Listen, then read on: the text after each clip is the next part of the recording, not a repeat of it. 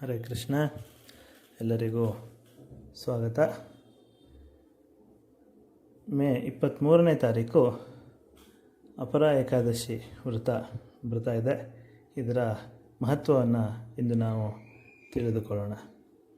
ಓಂ ಅಜ್ಞಾನತಿಮಿರಾಂಧಸ್ಯ ಜ್ಞಾನಾಂಜನಶಲಾಕಯ ಚಕ್ಷುರುನ್ಮಿಲಿತಂ ಯೇನ ತಸ್ಮೈ ಶ್ರೀ ಗುರವೇ ನಮಃ. ಜೈ ಶ್ರೀ ಕೃಷ್ಣ ಚೈತನ್ಯ ಪ್ರಭು ನಿತ್ಯಾನಂದ ಶ್ರೀ ಅದ್ವೈತ ಗದಾಧರ ಶ್ರೀವಾಸಾದಿ ಗೌರ ಭಕ್ತವೃಂದ. ಹರೇ ಕೃಷ್ಣ ಕೃಷ್ಣ ಕೃಷ್ಣ ಹರೇ ಹರೇ, ಹರೇ ರಾಮ ರಾಮ ರಾಮ ಹರೇ ಹರೇ. ಯುಧಿಷ್ಠಿರ ಮಹಾರಾಜ ಶ್ರೀಕೃಷ್ಣ ಪರಮಾತ್ಮನ ಕೇಳ್ತಾನೆ, ಓ ಜನಾರ್ದನ, ಈ ಜ್ಯೇಷ್ಠ ಮಾಸದಲ್ಲಿ ಬರ್ತಾ ಇರುವಂತಹ ಅಮಾವಾಸ್ಯೆಯ ಹತ್ತಿರ ಬರ್ತಾ ಇರುವಂತಹ ಈ ಏಕಾದಶಿಯ ಮಹತ್ವವೇನು, ಇದರ ಹೆಸರೇನು, ನನಗೆ ತಿಳಿಸಿಕೊಡು ಅಂತ ಕೇಳ್ತಾನೆ. ಆಗ ಶ್ರೀಕೃಷ್ಣ ಈ ವಿವರಣೆಯನ್ನು ಕೊಡ್ತಾನೆ. ಓ ಮಹಾರಾಜ, ನೀನು ತುಂಬ ಒಳ್ಳೆಯ ಅತ್ಯುತ್ತಮವಾದ ಪ್ರಶ್ನೆಯನ್ನು ಕೇಳಿದ್ದೀಯೆ. ಈ ಏಕಾದಶಿಯನ್ನು ಯಾರು ಉಪವಾಸದಿಂದ ನಿಷ್ಠೆಯಿಂದ ದೇವರ ಭಕ್ತಿಯಿಂದ ಪಾಲ್ಗೊಂಡು ಮಾಡ್ತಾರೋ ಅವರು ಈ ಪ್ರಪಂಚದಲ್ಲಿ ಅತ್ಯುನ್ನತ ಒಂದು ಹೆಸರನ್ನು, ಪದವಿಯನ್ನು ಪಡಿತಾರೆ. ತುಂಬ ಶಕ್ತಿಶಾಲಿಯಾದಂತಹ ಒಂದು ಏಕಾದಶಿಯಪ್ಪ ಇದು ಅಂತ ಹೇಳ್ತಾನೆ. ಇದರ ಹೆಸರು ಅಪರ ಏಕಾದಶಿ ಅಥವಾ ಅಪಾರ ಏಕಾದಶಿ ಅಂತ ಹೇಳ್ತಾರೆ. ಯಾರು ಈ ಏಕಾದಶಿಯನ್ನು ಮಾಡ್ತಾರೋ ಅವರಿಗೆ ನಾನಾ ರೀತಿಯಾದಂತಹ ಒಂದು ಉಪಯೋಗಗಳು ಸಿಗುತ್ತವೆ. ಕೆಲವೊಂದು ಉಪಯೋಗಗಳನ್ನು ಇಲ್ಲಿ ನಾವು ನೋಡೋಣ. ಯಾರು ಬ್ರಹ್ಮಹತ್ಯೆ ಮಾಡಿರ್ತಾರೋ, ಯಾರಿಗೆ ಬ್ರಾಹ್ಮಣ ಹತ್ಯೆಯ ದೋಷ ಬಂದಿರುತ್ತೋ, ಬ್ರಹ್ಮಹತ್ಯೆಯ ದೋಷ ಯಾರಿಗೆ ಸಿಕ್ಕಿರುತ್ತೋ ಆ ತರಹದ ಒಂದು ದೋಷ ಆಗಿರಬಹುದು.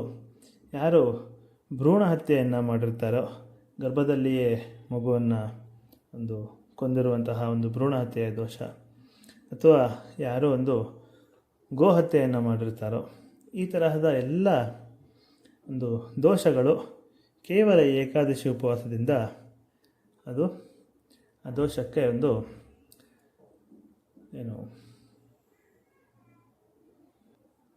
ಪರಿಹಾರ ಸಿಗುತ್ತದೆ.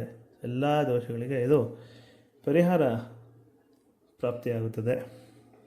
ಹಾಗೂ ನಮ್ಮ ದಿನನಿತ್ಯದ ಜೀವನದಲ್ಲಿ ನಾವು ನಾನಾ ರೀತಿಯ ಒಂದು ದೋಷಗಳನ್ನು, ಕೆಟ್ಟ ಹೆಜ್ಜೆಗಳನ್ನು ಇಡುವ ಸಾಧ್ಯತೆಗಳಿರುತ್ತೆ.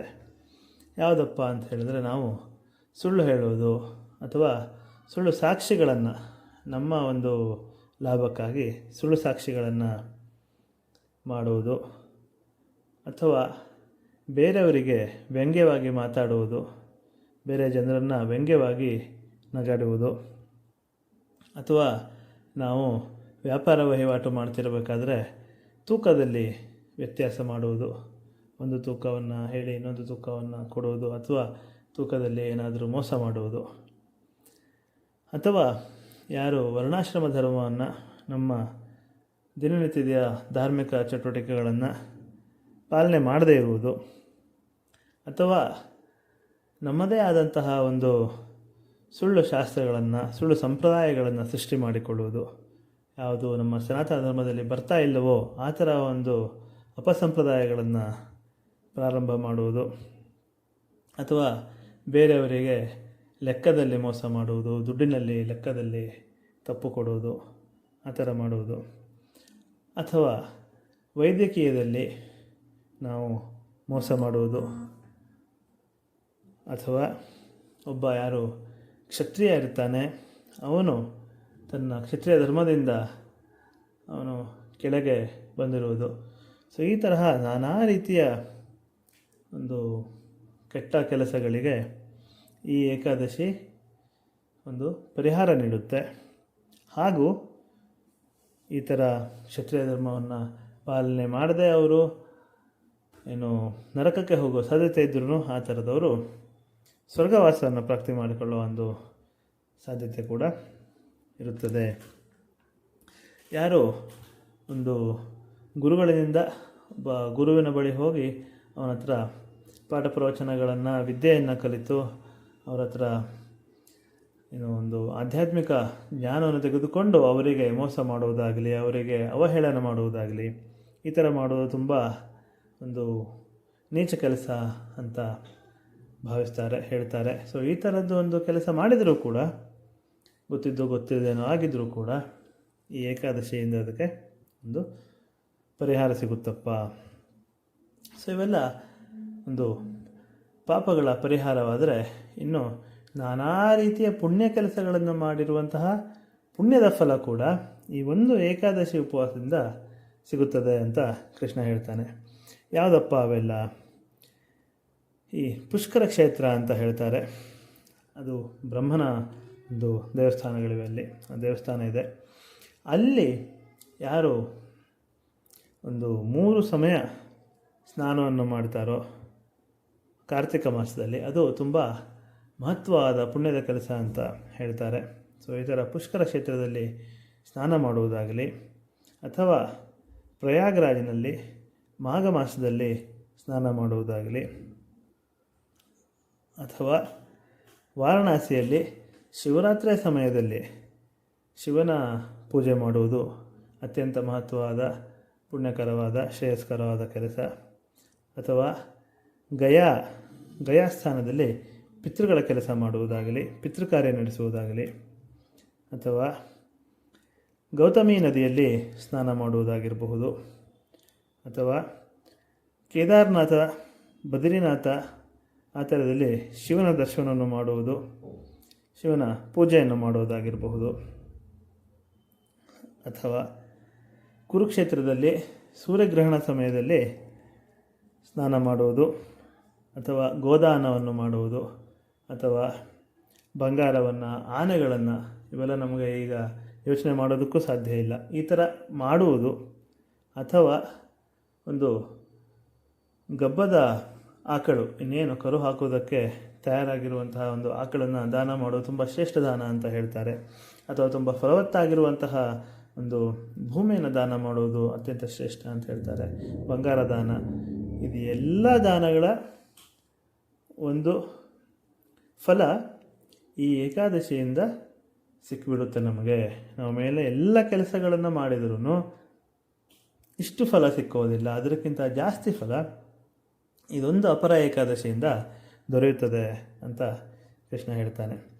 ಹಾಗಾಗಿ ಈ ಏಕಾದಶಿ ಹೇಗಿದೆಯಪ್ಪ ಅಂತ ಹೇಳಿದ್ರೆ, ತುಂಬ ಒಳ್ಳೆಯ ಹರಿತವಾದ ಒಂದು ಗರಗಸ ಹೇಗೆ ಮರಗಳನ್ನು ತುಂಡರಿಸುತ್ತದೆಯೋ, ಅಥವಾ ಒಂದು ಕಾಡ್ಗಿಚ್ಚು ಬಂತು ಅಂತ ಹೇಳಿದ್ರೆ ಇಡೀ ಕಾಡನ್ನು ಭಸ್ಮ ಮಾಡ್ಬೋದು, ಅದೇ ಥರ ಏಕಾದಶಿ ನಮ್ಮ ಪಾಪಗಳನ್ನು ಸುಡುವಂತಹ ಒಂದು ಕಾಡ್ಗಿಚ್ಚಿನ ಬೆಂಕಿ ಈ ಥರ ಎಲ್ಲ ಪಾಪಗಳನ್ನು ಸುಟ್ಟು ಬಿಡುತ್ತೆ.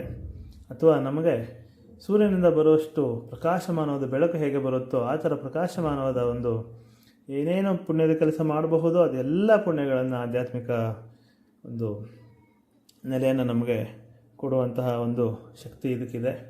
ಹೀಗೆ ಒಂದು ಕಾಡಿನಲ್ಲಿ ಸಿಂಹ ಅತ್ಯಂತ ಶಕ್ತಿಶಾಲಿ ಹಾಗೂ ಕಾಡಿನ ರಾಜ ಎಂದು ಮರೀತಾರೋ, ಅದೇ ಥರ ಏಕಾದಶಿ ಕೂಡ ಒಂದು ಎಲ್ಲ ಒಂದು ಒಳ್ಳೆಯ ಪವಿತ್ರವಾದ ದಿನಗಳಲ್ಲಿ ಒಂದು ದಿನ ಇದು. ಹಾಗಾಗಿ ಏಕಾದಶಿ ದಿನ ಒಂದು ಉಪವಾಸವನ್ನು ನಾವು ಕೈಗೊಳ್ಳಬೇಕು ಹಾಗೂ ದೇವರ ಭಕ್ತಿಯನ್ನು ನಡೆಸಬೇಕಾಗುತ್ತೆ. ಹೀಗೆ ಕೃಷ್ಣ ತನ್ನ ಮಾತುಗಳನ್ನು ಹೇಳ್ತಾನೆ.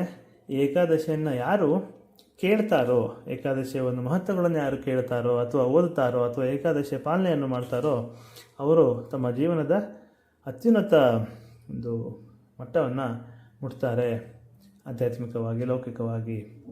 ಹಾಗೂ ಯಾರು ಏಕಾದಶಿಯ ಪಾಲನೆಯನ್ನು ಮಾಡುವುದಿಲ್ಲವೋ ಅವರು ಹೇಗೆ ನಾನಾ ರೀತಿಯ ನೀರಿನಲ್ಲಿ ಗುಳ್ಳೆಗಳು ಬಂದು ಹೋಗಿ ಮತ್ತೆ ಜೀವನವನ್ನು ಪಡೆಯೋ ಥರ ಈ ಭೌತಿಕ ಪ್ರಪಂಚದಲ್ಲಿ ಮತ್ತೆ ನಾವು ಜೀವನವನ್ನು ಪಡೆಯಬೇಕಾಗುತ್ತೆ. ನಾನಾ ರೀತಿಯ ಜೀವರಾಶಿಗಳಲ್ಲಿ, ಲಕ್ಷಾಂತರ ಜೀವರಾಶಿಗಳಲ್ಲಿ ಚಿಕ್ಕ ಚಿಕ್ಕ ಇರುವೆಗಳು ಹೇಗೆ ಇರುತ್ತವೆಯೋ ಆ ಥರ ಈ ಏಕಾದಶಿ ಪಾಲನೆ ಮಾಡದೇ ಇದ್ದವರು ದೊಡ್ಡ ಗುಂಪಿನಲ್ಲಿ ನಾವು ಸೇರಿಕೊಂಡು ಮತ್ತೆ ಪುನರ್ಜನ್ಮವನ್ನು ಪಡೆದು ಈ ಭೌತಿಕ ಪ್ರಪಂಚದಲ್ಲಿ ಕಷ್ಟ ತಾಪತ್ರಯಗಳನ್ನು ಮಾಡಬೇಕಾಗುತ್ತೆ. ಹಾಗಾಗಿ ಏಕಾದಶಿಯನ್ನು ಮಾಡಿ ನಾವು ಮಹಾತ್ಮರಾಗಬೇಕು ಹಾಗೂ ವೈಕುಂಠ ಲೋಕಗಳ ಒಂದು ಪ್ರಯಾಣವನ್ನು, ವಿಷ್ಣುವಿನ ಸ್ಥಾನಗಳನ್ನು ನಾವು ಪಡೆಯಬಹುದು ಅಂತ ಹೇಳ್ತಾ ಈ ಏಕಾದಶಿಯ ಮಹತ್ವವನ್ನು ನಾವು ಮುಗಿಸೋಣ. ಹರೇ ಕೃಷ್ಣ.